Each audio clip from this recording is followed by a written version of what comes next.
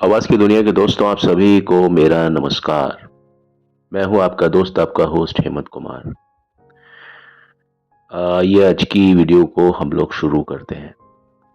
कल मैंने आपके समक्ष सिलसिला कहानी को बताया, उसका क्लाइमेक्स बताया और उसके अलावा बहुत सारे अलग अलग एनेक्डोट्स अपने उस अध्याय में शामिल किए। चलिए उससे आगे बात करते हैं। सिलसिला फिल्म एक्चुअल में जब लगी तो ऑडियंसेस का उतना अच्छा रिस्पॉन्स नहीं आ पाया फिल्म के लिए। और ऑडियंसेस की तो हम क्या बात कहें, मतलब स्पेक्टेटर्स जो थे, दर्शक, उनकी हम क्या बात कहें। उस फिल्म के जो कलाकार थे, यानी हम तीन ही कलाकारों की बात करेंगे जो मुख्य कलाकार जो थे। हालांकि उसमें संजीव कुमार साहब भी थे, शशि को शशि कपूर साहब भी थे, लेकिन अगर सिलसिला फिल्म को कोई जानता है तो वो तीन कलाकारों की वजह से जानता है, अमिताभ बच्चन, रेखा और जया भादुड़ी। आपने गौर किया होगा, मैंने रेखा का नाम दूसरे नंबर पर लिया, अमिताभ, रेखा और जया भादुड़ी, जबकि मुझे बोलना चाहिए था अमिताभ, जया भादुड़ी और रेखा, लेकिन ऐसा नहीं था। इस फिल्म का जो अट्रैक्शन था ना, वो अमिताभ बच्चन और रेखा ही थे। लेकिन कुछ चीजें ऐसी हो जाती हैं कि जिसकी वजह से वो फिल्म जो होती है वो मील का पत्थर बन जाती है। हालांकि इस फिल्म ने इतना अच्छा कोई बिजनेस नहीं किया, लेकिन फिर भी इसको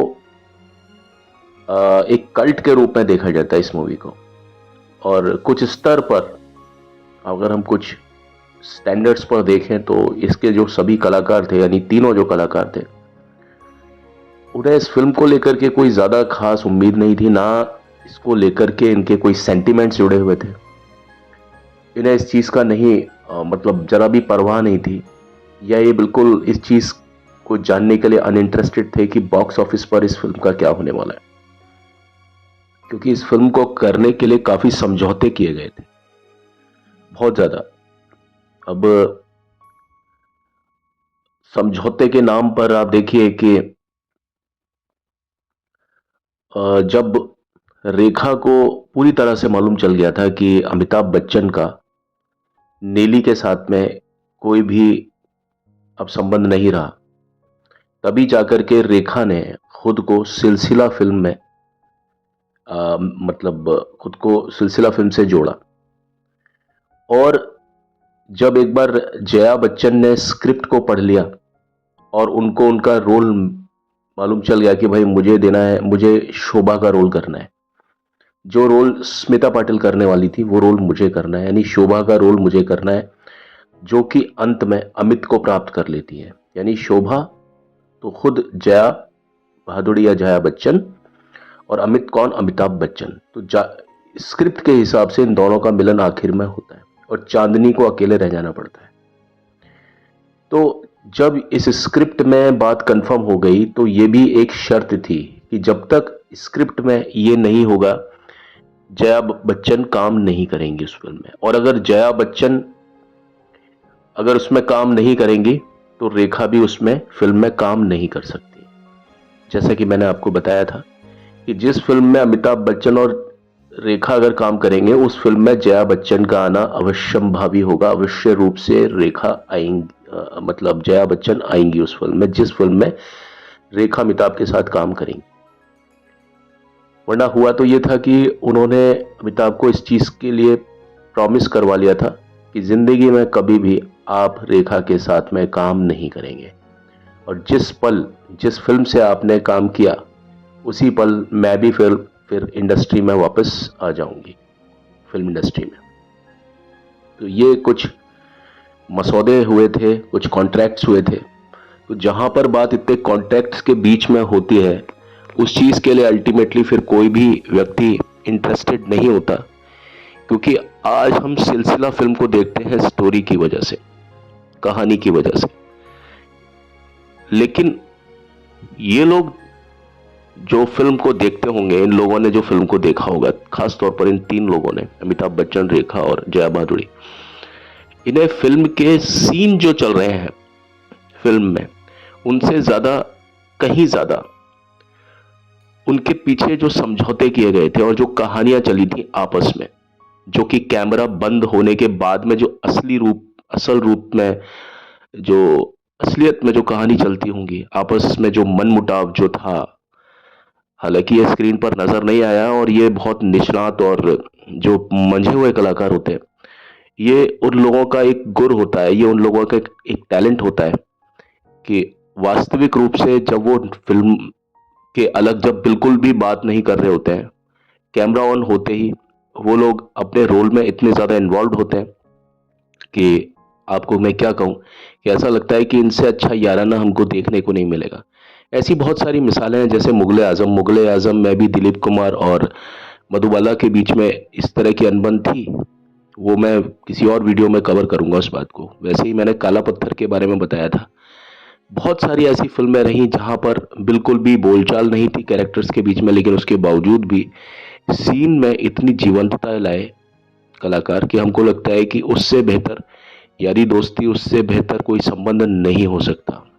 कई ऐसी फ़िल्म्स आई हैं जिनके बारे में मैं अलग-अलग अध्याय में बात करता रहूँगा आपसे। तो जया और रेखा के बीच में एक अनकहा तनाव और एक टाइप का कॉम्पिटिशन, प्रतिस्पर्धा हमेशा बनी रही। और जहाँ तक अभिनय की बात है, जया हमेशा आगे रही। देखिए, जया बच्चन बहुत बड़ा नाम थी।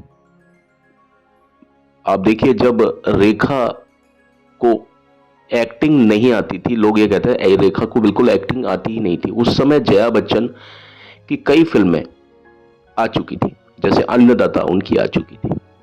जैसे कोशिश को तो ख़ैर कौन भूल सकता है, जिसमें वो संजीव कुमार साहब के साथ थी। जहाँ वो मूक और बधिर यानी गूंगे और बहरे बने दोनों लोग। आपको अगर एक्टिंग देखनी हो ना जया बच्चन की, तो आप उस फ़िल्म में देखिए। शोले में भी जो उन्होंने एक्टिंग की, वो कोई कर नहीं सकता। मैं जया बच्चन की बात कर रहा हूँ। आँखों से ही आपको अपने सारे एक्सप्रेशन देने हैं। आँखों से, किस तरह से आँखों से आपको रोमांस दिखाना है। और बहुत कम देर के लिए उन पर कैमरा था, लेकिन उतनी ही देर में उन्हें अपनी बातों को आँखों के, चेहरे के हाव-भाव से जब किसी चीज़ को परिलक्षित करना हो, तो वहाँ जया भादुड़ी का नाम आता है। तो वो मंझी हुई कलाकार हैं स्टेज की, और मतलब उन्होंने इस सब चीज़ की विधिवत रूप से तालीम भी पाई और उनका इंटरेस्ट भी इस चीज़ में लगा रहा। और अगर रेखा इनकी इस अभी ये जो चीज़ जो चल रही थी, जो उनके बीच का ज़िंदगी थी अमिताभ और जया के बीच में, अगर उसमें रेखा नहीं आती, तो जया भादुड़ी का आज कुछ अलग ही नाम होता, जो कि हो नहीं पाया। वेल, जैसा कि मैंने आपको बताया, इन दोनों के बीच में एक तनाव, एक टेंशन की स्थिति हमेशा बनी रही। और इंडस्ट्री में राज करने वाली, अब तक ये जो 1980-81 की बात मैं बता रहा हूँ, यहाँ तक आते-आते रेखा का एक बहुत बड़ा नाम हो चुका था इंडस्ट्री में। और ज़्यादातर जो उनकी फ़िल्में थी वो अमिताभ बच्चन के साथ आ चुकी थी। इस कारण से भी रेखा का बहुत बड़ा नाम था। और इसमें कोई दो राय नहीं है कि रेखा ने अपनी एक्टिंग में भी बहुत ज़बरदस्त बदलाव किए, बहुत ज़बरदस्त। आप उनकी पुरानी फ़िल्म्स देखिए, आपको बिल्कुल ऐसा लगता है कि वो सिर्फ़ फ़र्ज़ी तौर पर खुद को सीन में रखा हुआ है। उनके सीन में कहीं पर भी ऐसी कोई चीज़ नहीं है कि आप उनको देखो और उनकी एक्टिंग को याद करो, लेकिन बाद में उन्होंने अपने अंदर इस तरह से काया-पलट किया कि आपको रेखा की एक्टिंग माननी पड़ेगी। मैं आपको कई फ़िल्म के एग्ज़ाम्पल दे सकता हूँ। मुज़फ़्फ़र अली के साथ में जो उनकी बनी थी उमराव जान, आप देखिए। उत्सव देखिए आप, शशि कपूर की जो मूवी थी, निर्देशित उसमें शेखर सुमन थे। गुलज़ार साहब की आप इजाज़त देखिए। ऋषिकेश मुखर्जी की आप खूबसूरत फ़िल्म को देखिए। कई फ़िल्में ऐसी आई रेखा की, आपकी देखिए। मैं उन फ़िल्म की बात भी करूँगा आपसे, जैसे आस्था फ़िल्म आई थी, कामसूत्र। इन फ़िल्म्स के बारे में भी मैं रेखा, मतलब अभिनय तो अभिनय है साहब, इसमें कोई ऐसी चीज़ नहीं है और हर जगह पर एक संदेश वाली बात है। रेखा ने कई समस्या मूलक फ़िल्मों में भी काम किया। ये आग कब बुझेगी, आप देखिए। कई ऐसी फिल्म्स थी जिसमें अलग अलग टॉपिक्स पर रेखा ने काम किया, और रेखा में ये धार शुरू में नहीं थी। ये तो हर कोई समझेगा, जिसने रेखा को स्टडी किया होगा वो इस बात को समझ लेगा। और इतनी ज्यादा जिंदगी में जद्दोजहद, इतने संघर्ष होने के बावजूद भी रेखा जब कैमरे के आगे आती थी तो लगता था कि बहुत ज्यादा बिंदास है। वो अपने रोल में पूरी तरीके से डूबी हुई होती थी। हालांकि रेखा इतनी ज्यादा मॉडर्न थी, इतनी मॉडर्न थी कि हर निर्देशक को, हर निर्माता निर्देशक को एक बॉन्ड साइन कराना पड़ता था रेखा से। इतनी ज्यादा मॉडर्न परवीन बाबी नहीं थी। परवीन बाबी सिर्फ देखने में मॉडर्न थी। फिल्म में जो इनके कपड़े हैं, पहनने का स्टाइल है, जो पूरी तरीके से, जो आपको बताएं, जो पाश्चात्य जो एक तरीका होता है परिधान पहनने का या स्टाइल का, वो पूरी तरीके से परवीन बाबी का राज था उन सब चीजों में। उससे पहले ऐसा कुछ नहीं आया था। लेकिन जहां तक बात विचारों की थी, कर्मों की, विचार मतलब जैसे कैमरे के बाद में आप किस तरह की जिंदगी जीते हैं, उस तरह से आपका लोगों के साथ में क्या व्यवहार है, क्या आप उनके लिए उतने ज्यादा रिस्पॉन्सिबल हैं या नहीं है, वहां पर रेखा से सभी लोग घबराते थे। परवीन बॉबी से नहीं घबराते थे, क्योंकि परवीन बॉबी एक एक इजी गोइंग गर्ल थी। उनको जो कहा जाता था वो करती थी। वो अपनी तरफ से किसी भी चीज में अड़ती नहीं थी। उनको अगर कोई कहता था भाई ये सीन ऐसे है, ऐसे है, तो वो मतलब उनके मुंह से कोई ना में कोई चीज नहीं निकलती थी, वो कहती थी ठीक है। हर चीज में कॉम्प्रोमाइज करती थी। लेकिन रेखा की कंडीशंस होती थी ज्यादातर, और हो भी क्यों ना, वो स्टार बन चुकी थी। कई बार फिल्मों को बीच में छोड़ करके चले जाना या कई दिनों तक नहीं आना, बड़ा मूडी एक स्वभाव था रेखा का। लेकिन जो इंसान बहुत टैलेंटेड होता है ना, जो अपने आप में एक बहुत अच्छी इमेज ले लेता है फिल्म इंडस्ट्री में, ज्यादातर उसके कुछ नाज नखरे भी बढ़ जाते हैं। और लोग बाग नाज नखरे भी उठाते थे, उठाने पड़ते हैं, क्योंकि जब आपको इतने बढ़िया कलाकार मिले तो आपको नाज नखरे भी उठाने पड़ेंगे। लेकिन हाँ, उनके जो सीन थे रेखा के, वो वन टेक ओके हो जाते थे। क्योंकि अब देखिए, रेखा को कभी भी एक ऑप्शन के तौर पर नहीं रखा किसी ने भी, कि किसी ने विकल्प के तौर पर रेखा को रखा हो। रेखा अगर किसी फिल्म में नहीं है रेखा का अगर कोई रोल है, जैसे मान लीजिए मैं सिलसिला का ही उदाहरण ले लेता हूं। सिलसिला में अगर चांदनी का पात्र रेखा की जगह किसी और ने निभाया होता तो मेरे ख्याल में फिल्म को उतनी ज्यादा अटेंशन, उतना ज्यादा कवरेज नहीं मिला होता। आज भी ये फिल्म देखी जाती है ना, तो रेखा और अमिताभ बच्चन के बीच के संबंधों को लेकर के देखी जाती है, भले ही वो ऑन स्क्रीन हो। क्योंकि वो संबंध में इतनी ज्यादा जीवंतता थी कि लोगों को वो चीज असल जिंदगी में महसूस होती है। और वास्तव में ये चीज जब मैंने बताया आपको कि असल जिंदगी में भी थी तो उस चीज का जवाब नहीं होता। रेखा के अलावा आप उस फिल्म में किसी और की कल्पना कर ही नहीं सकते।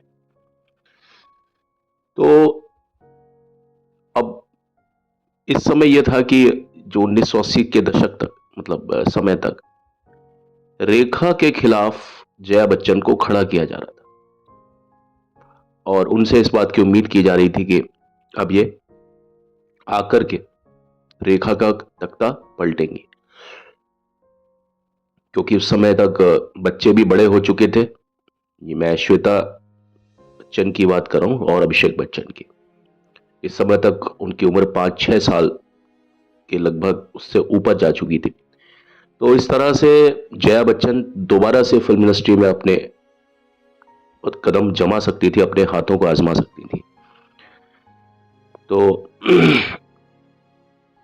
अब चीजें इस तरह से थी कि अब मैं आपको इस चीज को थोड़ा क्रमवार तरीके से बताता हूं कि जो फिल्म में जो सीन्स आपके रखे गए हैं वो बड़े ही, सिलसिला फिल्म का जो सिलसिला था उसकी शूटिंग जो थी ना, वो कहां शुरू हुई थी? कश्मीर में शुरू हुई थी। और ये एक बड़ा निजी मामला था, और मीडिया ने एक्चुअली किसी को भी इसमें इनवाइट नहीं किया था। किसी भी दोस्त को, इवन एक फ्रेंड को भी अनुमति नहीं थी कि वो इस एक खास आयोजन में इनवाइट हो। यश चोपड़ा को पूरी तरीके से सावधान रहना पड़ा था। इस फिल्म की शूटिंग जो हुई थी ना, उसमें आप समझ लीजिए बहुत ज्यादा, जिसको बोलते हैं पहरेदारी शब्द का मैं अगर इस्तेमाल करूं तो ये गलत नहीं होगा। तो पहरेदारी हुई थी इस फिल्म में शूटिंग करते समय। और पहरेदारी किसकी हुई थी? आउटसाइडर्स की भी पहरेदारी हुई थी और इस चीज की भी पहरेदारी हुई थी कि कहीं आपस में ही कलाकारों में बीच में कोई झड़प ना हो जाए। जहां तक बात मैं कलाकारों की बात कर रहा हूं, जब जब मैं आपको अभी कलाकारों की बात करूंगा ना, उसमें इन तीनों का नाम ही शुमार होगा। किनका? राजेश, सॉरी, आपके अमिताभ बच्चन, जया बच्चन और रेखा। बाकी कलाकार तो और थे इसमें, संजीव कुमार जैसे और शशि कपूर जैसे। लेकिन ये फिल्म ना तो मुझे याद आती है इस फिल्म में, कई बार मैं अचानक से सोचता हूं कि भाई शशि कपूर इस सिलसिला में थे क्या, तो दिमाग कहता है नहीं। जब मैं अचानक बोलता हूँ शशि कपूर क्या सिलसिला, संजीव कुमार क्या सिलसिला में थे, तो मेरा दिमाग कहता है नहीं। क्योंकि सिलसिला फिल्म को हम लोग मानते क्या है, अगर सिलसिला एक हॉट केक है तो it is because of the ingredients like Jaya Bachchan, Amitabh Bachchan and Rekha. तो इसका जो अगर ये हॉट केक है तो इसमें जो मेन जो जो मसाले हैं वो क्या है, वो जो इसके जो जो स्टफिंग है वो किसने की है? तीन लोगों ने की है। तो हर दृश्य को सटीकता के साथ में बड़ा ही संचालित करना पड़ता था, बहुत ज्यादा। यश चोपड़ा ने ये काम अच्छे तरीके से किया। और जहां तक हो सके किसी भी झड़प से बचने के लिए दोनों जो कलाकार थी, खास तौर पर जो महिला कलाकार थी रेखा और जया भादुड़ी, उनको एक दूसरे के साथ में जितना दूर किया जा सकता था उतना दूर रखा गया। कहीं किसी बात को लेकर के अगर दोनों में झड़प हो जाए तो फिल्म कैंसिल हो जाती है और बहुत बड़ा नुकसान हो जाता, फिल्म बनती ही नहीं। क्योंकि वो जो थी ना, वो असली में चल रहा था, वास्तव में चल रहा था उनके बीच में। और यश चोपड़ा ने कहा भी, इस बात को एडमिट भी किया कि वे हमेशा सदमे में रहते थे और बहुत ज्यादा डरे हुए रहते थे फिल्म की शूटिंग के दौरान। यानी ये फिल्म जब तक खत्म नहीं हो गई, वो बहुत ज्यादा अंदर से इस तरह से मतलब स्केर्ड रहते थे कि भाई कब क्या हो जाए, कब क्या हो जाए। और ये डर उनको अपने ही लोगों के साथ में था। ये तीनों लोग उनके बहुत अच्छे दोस्त थे, अमिताभ बच्चन, रेखा और जया भादुड़ी। क्योंकि यह जो चल रहा था ये असली जिंदगी का कुछ था, ये असल जिंदगी थी जो कि रियल लाइफ में जा रही थी। जया उनकी पत्नी है और रेखा वास्तव में उनकी प्रेमिका है। वही कहानी चल रही है और कुछ भी हो सकता है, क्योंकि वे एक साथ तीनों लोग काम कर रहे हैं। तो जब वो तीनों काम कर रहे हैं ना, तो और रोल भी तीनों के पास में वही है, जो वो असल जिंदगी में जो किरदार जी रहे हैं वही पर्दे पर भी जी रहे हैं। तो अगर एक बार अगर किसी में डिस्टरबेंस हो गया, दो कलाकारों में झड़प हो गई, तो उन्हें ऐसा लगेगा कि ये वास्तविक जिंदगी है। उन्हें फिर कैमरा और यश चोपड़ा कोई दिखाई नहीं देगा, फिर उनको बस उनका खुद का ही अपना एक एंगल होगा। और जो भी फिर इस टाइम पर ईगो वगैरह आते हैं वो आएंगे। यश चोपड़ा जैसे कद के किसी भी व्यक्ति की ओर आए हुए किसी भी बयान को हल्के में नहीं लिया जा सकता है ना।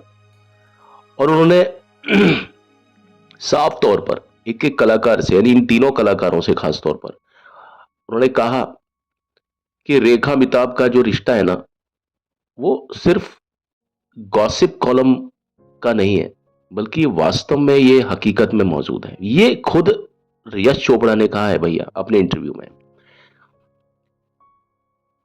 एक इंटरव्यू आया था यश चोपड़ा का शाहरुख खान के साथ में, मैं उसका हवाला दे रहा हूं आपके साथ। और उन्होंने शाहरुख खान से कहा कि इससे पहले कि मैं फिल्म की शूटिंग शुरू करूं, यानी जब फिल्म की शूटिंग शुरू हो रही थी, मैंने दोनों कलाकारों को अलग अलग बोला। इकट्ठा मिलना तो दूर की बात थी, अलग अलग बोला, बहुत दूर ले जाकर के बोला कि यारों, मेरे दोस्तों, तुम मेरी पिक्चर में काम कर तो रहे हो यारी दोस्ती में, पर सेट पर कोई गड़बड़ मत कर देना। खास तौर पर रेखा को और जया भादुड़ी को यश चोपड़ा ने कहा था। और दोनों ने यश चोपड़ा को एक तरीके से जमानत दी थी कि बिल्कुल भी प्रॉब्लम नहीं होगी हमारी तरफ से। तब कहीं जाकर के फिल्म की शूटिंग शुरू हुई। फिल्म की शूटिंग शुरू करने से पहले दोनों कलाकारों को, यानी यहां मैं बात करूंगा रेखा और जया बच्चन की, दोनों कलाकारों को अलग अलग बताया क्योंकि मतलब उन दोनों के साथ में एक साथ बताना बड़ा मुश्किल था कि आप मेरे दोस्त हैं, आपको दोस्ती के कारण, मेरी दोस्ती के कारण आप इस फिल्म में अभिनय कर रहे हैं। मेरे सेट सेट पर किसी भी तरह का कोई ऐसी चीज मत करना जिस पे कोई कंट्रोवर्सी हो जाए, कोई भी चीज विवादास्पद ना हो। और सभी ने आश्वासन दिया कि भाई उन्हें किसी भी तरह की कोई परेशानी नहीं होगी। अब कुछ रिपोर्ट्स ऐसी भी आई थी कि रेखा ने आ, कुछ मतलब कोशिश की कि जया की प्रविष्टियों के साथ में अपने बाहर निकलने का समय निर्धारित करके जया से बचने की कोशिश की। उन्होंने रेखा ने थोड़ा कॉम्प्रोमाइज किया था इसमें। उन्हें मालूम था कि भाई जया मतलब उन्होंने खुद से ज्यादा जया बच्चन पर एक निगाह रखी कि जया बच्चन कब बाहर जाती हैं कब आती हैं। तो वो जब जब बाहर जाती थी आती थी तो रेखा का उनके साथ में आमना सामना ना हो। तो उन्होंने रेखा ने वही समय चुना जब जया बच्चन का आमना सामना उनके साथ में नहीं हो सकता था। वही समय रेखा ने कहीं इधर उधर जाने के लिए चुना। बाकी देखिए कैमरे के आगे स्क्रिप्ट के अनुसार जब किसी सीन में दोनों कलाकार सामने आमने सामने हैं तो आमने सामने हैं, वहां तो खैर उनकी मजबूरी है। लेकिन अदरवाइज रेखा ने कभी भी जया बच्चन के सामने जानबूझ करके आने की कोशिश नहीं की। मेरा कहने का मतलब यह है उनसे हमेशा बचने की कोशिश की। यानी रेखा ने जया बच्चन से हमेशा बचने की कोशिश की इस फिल्म में, जब कैमरा ऑफ होता था उस समय। हालांकि मैंने जैसा आपको बताया है कि जब सीन होता था तो तीनों को, कई आपने सीन देखे होंगे इस फिल्म में जहां पर तीनों लोग एक साथ थे, लेकिन वास्तव में जब कैमरा ऑफ हो जाता था तो इनमें से आपस में कोई भी किसी से बात नहीं करता था। खैर रेखा और सॉरी अमिताभ और जया तो पति पत्नी थे, लेकिन वो लोग भी ज्यादा बात नहीं करते थे। अमिताभ बच्चन खुद जया बच्चन के साथ में भी दूरी बनाए हुए थे। वो इसलिए क्योंकि अगर अमिताभ बच्चन अगर जया बच्चन के साथ में बात करेंगे और इस चीज को रेखा अगर नोटिस कर ले तो रेखा का मूड उखड़ जाए, और रेखा का मूड उखड़ जाए तो ये फिल्म तो बन ली, ये फिल्म तो बन ही नहीं पाती। तो इस त्रिकोण में आप देखिए पति पत्नी होने के बावजूद भी, यानी रेखा सॉरी अमिताभ बच्चन, बार बार रेखा का जिक्र आता है। जब जब नाम अमिताभ का आता है रेखा का जिक्र मेरे मुंह पर पहले आता है। और मेरी बात नहीं, सभी लोगों के जहन में ये चीज है। तो अमिताभ बच्चन और जया भादुड़ी भी सेट पर बात नहीं करते थे, क्योंकि उनको भी इस बात का इल्म था कि अगर ये चीज रेखा नोटिस कर रही होगी तो शायद वो फिल्म के मूड के अकॉर्डिंग काम कर ही ना पाए, और हो सकता है रेखा फिल्म को छोड़ दें, क्योंकि रेखा का कुछ मिजाज ऐसा ही था। रेखा बड़ी मूडी थी जैसा मैंने आपको बताया। आप इस चीज को पढ़ भी सकते हैं पुरानी पत्र पत्रिकाओं में। तो वो सब लोग अजनबियों की तरह बैठ जाते थे और अपने अपने जो डायलॉग्स हैं वो लेकर के अलग अलग बैठ जाते थे। हालांकि ये होता है कि जब डायलॉग एक के बाद एक आता है ना तो तीनों चारों कलाकारों को एक साथ प्रैक्टिस करनी पड़ती है, तब जाकर के उसमें एक नेचुरलिटी आती है। जहां आपको बोलना है मुझे छोड़ना है, आपको छोड़ना है मुझे बोलना है, एक के बाद एक होता है ना टू एंड फ्रो। जब डायलॉग चलते हैं तो वहां पर तीनों चारों कलाकार एक साथ बैठ करके प्रैक्टिस करते हैं, सीन ये होता है। लेकिन यहाँ पर अलग अलग कलाकार अलग अलग अपनी स्क्रिप्ट को लेकर के बैठा हुआ था। लेकिन क्योंकि ये मंजे हुए कलाकार थे, रेखा पूरी तरीके से मंज चुकी थी, तो आपने कहीं पर भी फिल्म जब आपने देखी होगी तो ऐसा कहीं भी महसूस नहीं किया होगा कि कहीं कुछ कुछ खालीपन है, कहीं कुछ फीकापन आ रहा है। नहीं, वहां पर आपको पूरी तरीके से प्रोमिनेंस दिखाई दे रहा होगा हर कैरेक्टर में, चाहे तो वो शोभा हो, चाहे वो चांदनी हो, चाहे वो अमित हो। आप लोगों को इस बात को देख करके यकीन नहीं होगा कि इन इस समय इस इस दौरान इन तीनों में आपस में कोई भी बात नहीं थी, किसी भी तरह की बातचीत नहीं थी। इसमें जैसा मैंने बताया कि प्रत्येक अभिनेता अभिनेत्री का प्रदर्शन एक आकर्षक ढंग से बढ़िया तरीके से झलकता है, और यह उनकी प्रतिभा के बारे में बताता है कि वो कितने ज्यादा प्रतिभावान थे वास्तव में। अब एक हालांकि प्रेस पर टोटली प्रतिबंध था उस समय कि गपशप जो गॉसिप मैगजीन होती थी, पत्रिका के पन्नों में इसकी बात ना जाए, फिल्म बनने से पहले भैया ना जाए। लेकिन ऐसी पत्रिकाओं के पन्नों में इस तरह की बातों को फैलने से कोई रोक नहीं सकता। क्योंकि उनके पास में न जाने क्या सोर्सेज होते हैं ऐसे जो गॉसिप मैगजीन के पास में, कि इस तरह की चीजें उनके पास पहुंची जाती हैं। तो सिने ब्लिट्स की एक रिपोर्ट आई थी, उसका नाम था इनसाइड द मेकिंग ऑफ सिलसिला। उसमें कुछ रिमार्क्स आए थे। एक निश्चित अनुक्रम के लिए बताया था कि जया को रोना था, फिल्म में सीन था जया बच्चन को रोना था। तो जया बच्चन ने क्या किया, ग्लिसरीन मांगी। अब जब ग्लिसरीन मांगी तो सभी को ताज्जुब हुआ, क्योंकि जया जो थी ना वो मेथड एक्टिंग की माहिर थी। बहुत जबरदस्त उनका काम था एक्टिंग में। आप देखिए बंगाली फिल्म्स में, आप देखिए सत्यजीत राय के साथ आप फिल्म देखिए, आप उनकी, जिन्होंने सत्यजीत राय के साथ काम किया, बंगाली जो डायरेक्टर के साथ में जिन्होंने काम किया, आप देखिए वो, और वो भी सत्यजीत राय जैसे जबरदस्त इस तरह के कि भाई जहां आप ए फॉर एक्टिंग क्या होती है ये अगर कोई देखे तो सत्यजीत राय की फिल्म्स में देखे। उनकी पहली पसंद होती थी जया बच्चन, ये कद था जया बच्चन का। और इस फिल्म के लिए जया बच्चन ने शॉट के लिए जहां जया को रोना था, आंखों से आंसू निकालने थे, वहां उन्होंने ग्लिसरीन की डिमांड की, ग्लिसरीन मांगी। इस बात को सुनकर के सभी लोग आश्चर्यचकित हुए और उन्होंने जया के चेहरे की तरफ देखा, क्योंकि किसी को इस बात का ताज्जुब ही नहीं था, मतलब हर इस बात का यकीन नहीं था और हर एक को ताज्जुब था कि जया बच्चन जैसी क्षमता वाली जो अभिनेत्री हैं वो आखिर ग्लिसरीन क्यों मांग रही हैं, क्यों जरूरत है ग्लिसरीन की।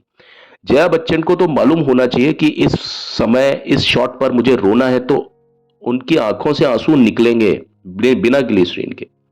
इन कलाकारों की यही तो बात थी, खासतौर पर जो मेथड एक्टिंग और जो आर्ट सिनेमा और जो पैरेलल सिनेमा, कुछ भी बोलिए आप, उनमें खास तौर पर यह बात थी, जो रंगमंच के कलाकार होते हैं ना, उनमें ये अदागिरी होती है।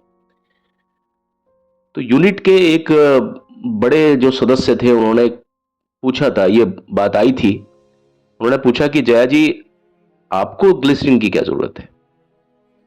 तो जया ने, आपको पता है क्या जवाब दिया था जया बच्चन ने? उन्होंने जवाब दिया कि अब मैं अपनी जिंदगी में इतना ज्यादा रो चुकी हूं, इतना ज्यादा रो चुकी हूं कि अब रोने के लिए मेरे पास आंसू बचे ही नहीं है। अब आप देखिए, तो क्या यहां पर वो फिल्मी जिंदगी की बात कर रही है या असल जिंदगी की? मेरे कहने का मतलब है कि स्क्रीन पर जो चल रहा है उससे कहीं ज्यादा इन पात्रों के दिमाग में जिंदगी चल रही है, जो कि उन तीनों से ही कनेक्टेड थी। अमिताभ बच्चन का कनेक्शन रेखा और जया भादुड़ी से था, जया भादुड़ी का कनेक्शन अमिताभ और रेखा से था, रेखा का कनेक्शन अमिताभ और जया भादुड़ी से था। तो तीनों के दिमाग, ये मैं आपको क्यों बता रहा हूं, क्योंकि जया बच्चन यहां पर फिल्म कर रही हैं, ग्लिसरीन फिल्म के सीन की बात हो रही है, लेकिन उन्होंने जो जवाब दिया पूछने पर वो अपनी असल जिंदगी का रेफरेंस उठा के दे दिया उनको। कहने का मतलब है सभी कलाकारों के, और जया बच्चन के दिमाग में अगर असल जिंदगी की बातें चल रही थी इस फिल्म के दौरान, इस सीन के दौरान, तो ऐसा ही चल रहा होगा अमिताभ बच्चन के साथ में भी और रेखा के। अगर ऐसा नहीं चल रहा था तो ये लोग अलग अलग क्यों बैठे हुए थे? अगर ऐसा नहीं चल रहा था तो इनके बीच में इतना ज्यादा खिंचाव क्यों था, जो कि मैं आपको समझा रहा हूं।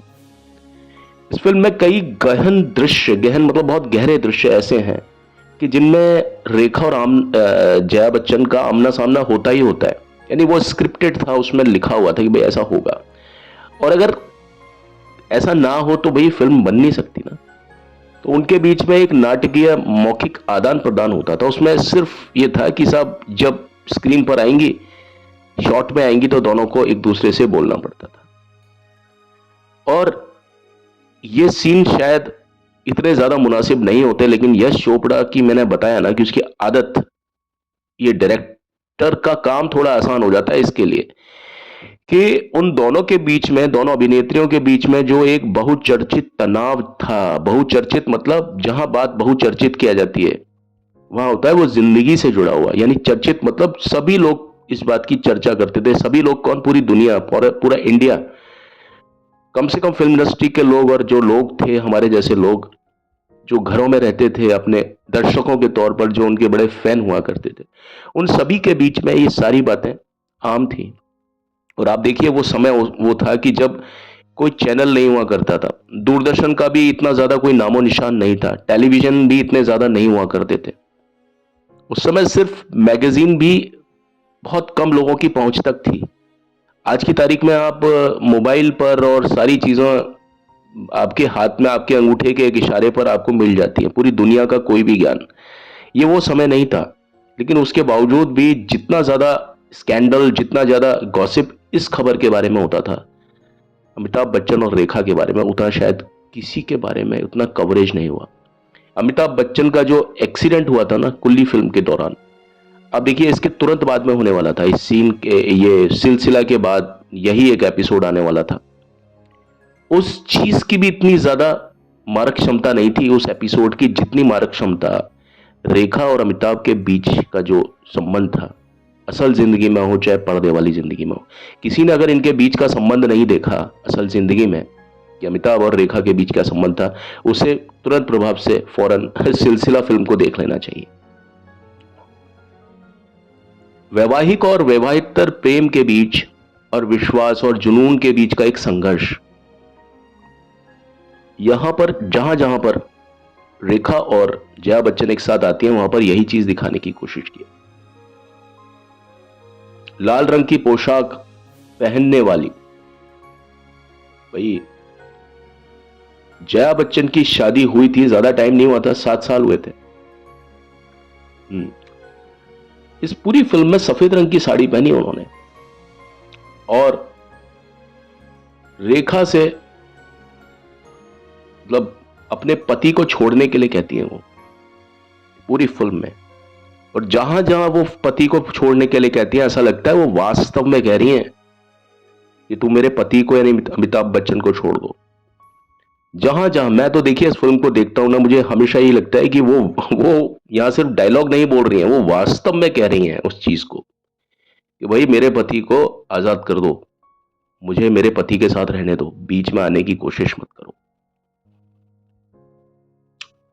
तो रेखा से उनका हमेशा यही होता था कि भाई मेरे पति को छोड़ो, क्योंकि वो जानती थी कि उनकी शादी में उनका विश्वास जो है, अगर वो चीज उनको प्राप्त हो गई तो सारी चीज में वो विजित हो जाएंगी, वो विजेता साबित हो जाएंगी।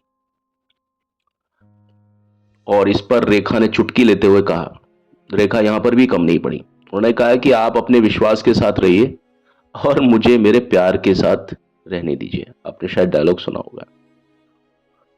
तो देखिए इस तरह की चीजें चलती थी, और आश्चर्य की बात नहीं कि इस दृश्य में जो दर्शाया गया, जो आपस में जो एक गतिरोध था, एक फ्रिक्शन था, फिल्मांकन के दौरान उनकी बातचीत में भी वास्तव में असर डालता था। आप सोचिए कि क्या आपको लगता है कि इस तरह के डायलॉग बोलने के बाद में इनके दिमाग में ये चीजें नहीं चलती रही होंगी? क्या इस तरह की डायलॉग्स को बोलने के बाद में इनके बीच में असल जिंदगी में गतिरोध बढ़ा होगा या गतिरोध घटा होगा? यानी आपस में जो जो जो मन मुटाव है वो बढ़ा होगा या घटा होगा इस तरह के डायलॉग्स को बोलने के बाद? मुझे नहीं लगता कि घटा होगा, मुझे लगता है कि बढ़ा होगा। तो इसमें मैं सारा क्रेडिट देता हूं यश चोपड़ा साहब को कि वो हमेशा कलाकारों के साथ में इस तरह का, ये एक अकेली फिल्म नहीं है जिसमें यश चोपड़ा का इस तरह का कुछ चलन रहता है। ज्यादातर फिल्मों में यश चोपड़ा ने अपने कलाकारों के साथ में वही एक चीज करने की कोशिश की। आप देखिए काला पत्थर में भी यही चीज थी, है ना? ऐसा ही था शत्रुघ्न सिन्हा और अमिताभ बच्चन के बीच में, जो असली में चल रहा था, असल में वही चीज पर्दे पर भी दिखाने की कोशिश की और पूरा दिखाया है। वहां एक्टिंग का मतलब एक्टिंग नहीं है, वहां एक्टिंग हकीकत है। क्योंकि ये चीजें होती हैं जो जो फिल्म को एकदम लाजमी बनाती हैं, नेचुरल बनाती हैं। यहां पात्र को बस थोड़ा सा डायलॉग देके, मूड देके, हवा देके छोड़ दो, बाकी जो करेगा वो अपने हिसाब से कर देगा और बहुत बढ़िया करेगा वो। इस समय अगर अमिताभ की जगह कोई और कलाकार होता, रेखा की जगह कोई और कलाकार होते, जया बच्चन की जगह कोई और कलाकार होते, लेकिन इसी तरह की कहानी होनी चाहिए थी तीनों के बीच में, जो कहानी इन तीनों के बीच में थी ना वास्तविक जिंदगी में, तो वो कलाकार भी इसी तरह की गहराई वाली एक्टिंग करते, क्योंकि एक्चुअल में ये एक्टिंग थी नहीं, ये तो सच्चाई थी।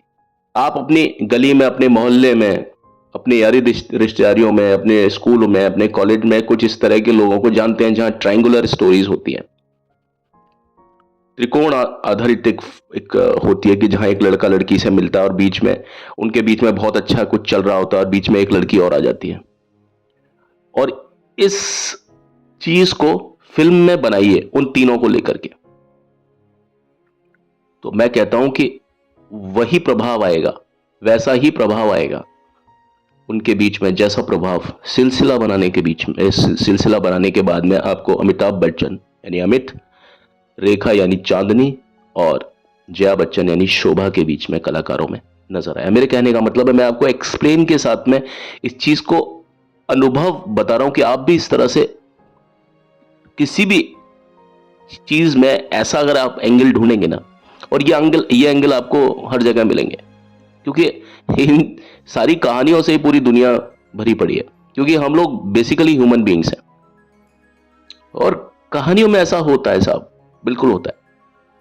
लेकिन इस कहानी का जो अंत था ना, बड़ा सुखद तो नहीं था, मैं नहीं कहता कि सुखद अंत था, लेकिन सामाजिक अंत जरूर था कि वो सोसाइटी जिस चीज को एक्सेप्ट करती, समाज जिस चीज को स्वीकार करता, वो इस कहानी के का जो चरम था, यानी जो उसका क्लाइमेक्स था, वही ऐसा था कि जिसको समाज स्वीकार करता। हालांकि इस चीज पर रेखा को आपत्ति थी। उनके अनुसार इस फिल्म को नहीं चलने का कारण यही था कि ये जो स्क्रिप्ट थी ना, इस स्क्रिप्ट में पति पत्नी ही मिल जाते हैं, इसलिए लोगों को ये चीज अच्छी नहीं लगी। और इस फिल्म में काश कि ये रहा होता कि इस फिल्म की जो कास्टिंग होती ना, वो थोड़ी अलग टाइप की होती। ये कास्टिंग अच्छी भी थी और नहीं भी थी। अच्छी इसलिए थी क्योंकि इस कास्टिंग में तीनों लोग ही आ सकते थे, लेकिन ये कास्टिंग अच्छी इसलिए नहीं थी क्योंकि अगर इस फिल्म में रेखा को अमिताभ बच्चन के साथ में दिखा दिया जाता तो वहां क्या हो जाता, सामाजिक परंपरा का खून हो जाता। क्योंकि असल जिंदगी में अमिताभ बच्चन और जया भादुड़ी पति पत्नी बन चुके थे, 7 साल हो चुके थे, और उस शादी से उनको 2 बच्चे भी थे, अभिषेक और श्वेता। अगर उसके बावजूद रेखा को अमिताभ के साथ में गठबंधन होते हुए दिखा देते, शादी होते हुए दिखा देते, तो यह चीज भी फिर दर्शकों के गले नहीं उतरती। तो दर्शकों के गले तो दोनों में से कोई चीज नहीं उतरनी थी।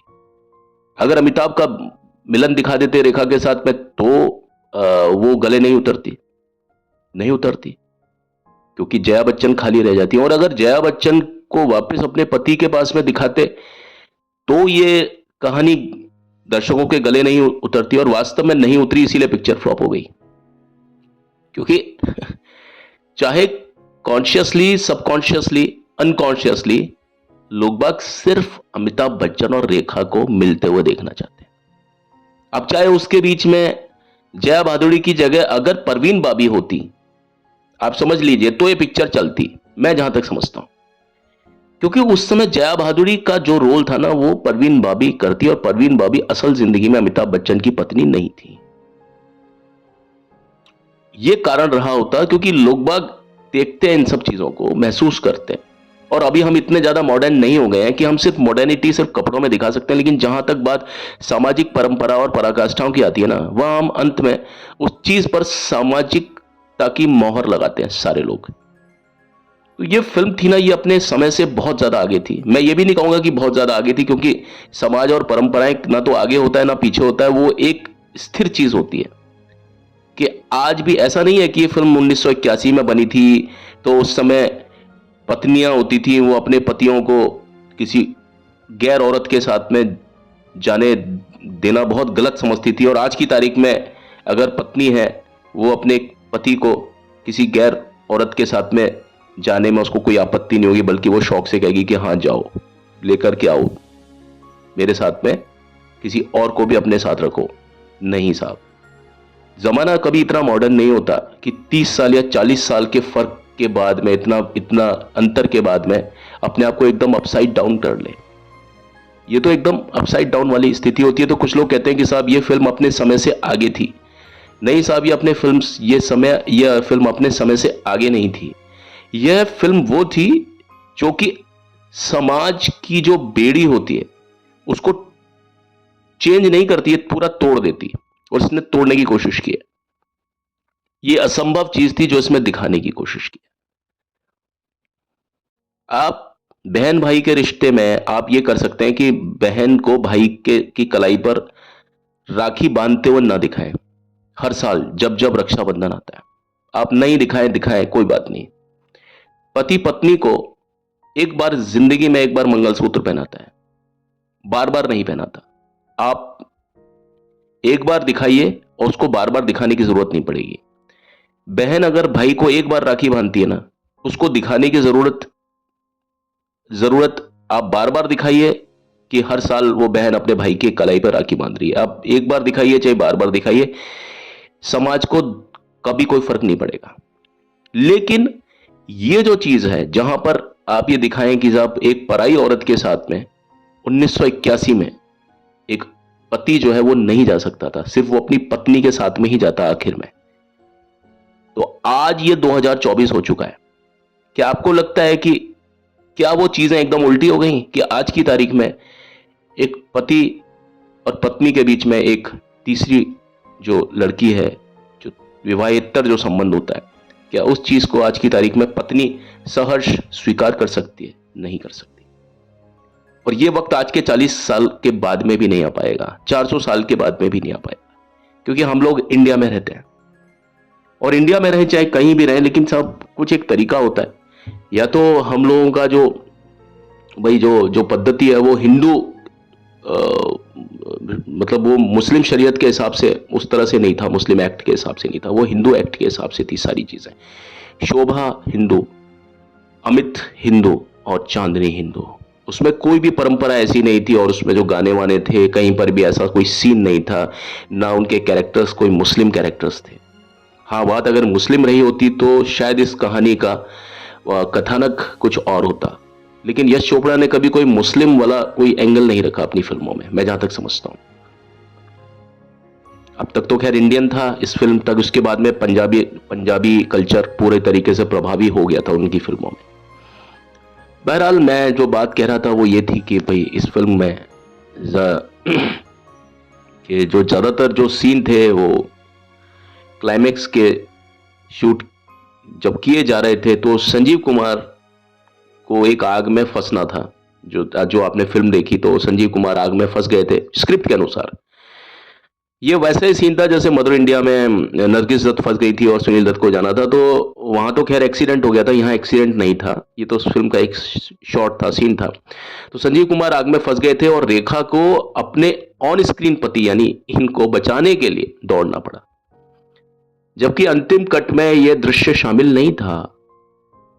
मूल शॉट में जया ने रेखा को पीछे से पकड़कर आग से दूर धकेला, जबकि अमिताभ बच्चन ने संजीव कुमार को बचाया, यानी वो संजीव कुमार को बचाने के लिए आगे बढ़े। पहला मतलब जो टेक था, जो पहला जो टेक हुआ उससे ठीक पहले रेखा ने कैमरामैन को पूरी तरीके से ये बात क्लियर कर दी थी, उनके पास गई और उन्होंने कहा कि इस दृश्य के लिए वो केवल एक टेक करेंगी। अब तुम देख लेना, ये तुम्हारे टैलेंट पर निर्भर करता है कि वन टेक वन शॉट होगा, फाइनल होगा, मैं कोई री रिहर्सल या रीशॉट नहीं करूंगी इसको। अगर आपका शॉट ठीक हो तो ठीक है, नहीं हो तो इससे मुझे कोई फर्क नहीं पड़ेगा, it makes no difference at all, but I will never to go on the second shoot of it, मैं दूसरे इसके ऊपर नहीं जाऊंगी। तो पहला टेक खत्म होते ही छोड़ दूंगी, मेरे को कोई मतलब नहीं है इस शॉट में। कैमरा चलने लगा, जया ने रेखा को धक्का दिया, लेकिन रेखा के साथ साथ जया बच्चन भी फ्रेम से एकदम बाहर हो गई। तब रेखा को एहसास हुआ कि शॉट अच्छा नहीं गया, लेकिन उन्होंने इस चीज की कोई परवाह नहीं की। जो उन्होंने कहा था कैमरामैन से, डीओपी से, वो अपनी बात पर पूरी तरीके से वचनबद्ध रही और तुरंत सेट छोड़ करके चली गई। जब पूरी फिल्म की यूनिट ने देखा इस चीज को, इस माहौल को, इस आलम को, तो वो स्तब्ध रह गई बहुत ज्यादा। उधर अमिताभ बच्चन भी अपनी कुर्सी पर आराम कर रहे थे साइड पे बैठे हुए। उन्होंने जया की ओर थोड़ा घूर करके देखा, सख्त निगाहों से देखा और धीरे से अपना सिर हिलाया, मानो आरोप लगा रहे हो कि आपने कुछ तो किया है। अमिताभ बच्चन और जया बच्चन पति पत्नी थे, तो जया बच्चन को समझ में आ गया उनकी तल्ख निगाहों से अमिताभ बच्चन की कि अमिताभ बच्चन क्या कहना चाह रहे हैं। इस बात को महसूस करके एक मासूम बच्ची की तरह जया बच्चन उनके पास गई और अब अपनी आत्मरक्षा में उन्होंने शायद यही कहा कि मैंने कुछ नहीं कहा, मैंने उससे कुछ नहीं कहा। और ये कहते कहते जया बच्चन की आंखों से आंसू गिरने लगे। और वेल इस फिल्म में बहुत सारे ऐसे किस्से हुए थे और अभी किस्सों की भरमार है अपने पास, मेरे पास आपको बताने के लिए। लेकिन मुझे लगता है कि अब आगे का जो किस्सा है वो मैं आपको अगले अपने वीडियो में बताऊंगा, तो ज़्यादा मुनासिब होगा। वेल अभी तो चलता हूँ, लौट के मिलता हूँ, पर लौटना मेरा कल सुबह ही हो जाएगा, कोई दिक्कत नहीं है उस चीज़ में। प्लीज़ पर मेरे चैनल को, जैसा कि मैं आपको हर बार बोलता हूँ, please like share subscribe comment ज़रूर कीजिएगा, बेल आइकन को पुश कीजिएगा, उसे दबा दीजिएगा और मेरे सब्सक्राइबर्स प्लीज़ प्लीज़ प्लीज़ बन जाइएगा। इस वीडियो को शेयर कीजिएगा। और मैं आपके समक्ष क्या कहूँ, हम लोगों का जो वास्तविक जो इंस्पिरेशन है, जो प्रेरणा है, जो प्रभाव है, वो आप लोगों की वजह से है। आप लोग अगर हमारे सब्सक्राइबर बनते हैं तो हमारे लिए हमारे करियर में एक एड ऑन होता है, नहीं तो नहीं होगा। ठीक है, please for the sake of humanity.